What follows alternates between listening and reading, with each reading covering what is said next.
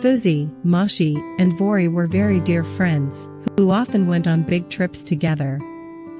Once, Thuzi consulted his friends in turn to go on an interesting, but the most difficult journey and expedition. Perhaps his friends refused to go on this expedition, but they happily agreed to go with Thuzi. The original purpose of the journey was to find a gold bone hidden in a cave, which looked very difficult.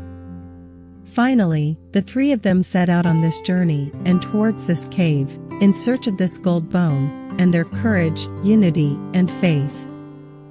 Find the gold bone. From this story, it was learned that with agreement, solidarity, and courage, every difficulty can be eased.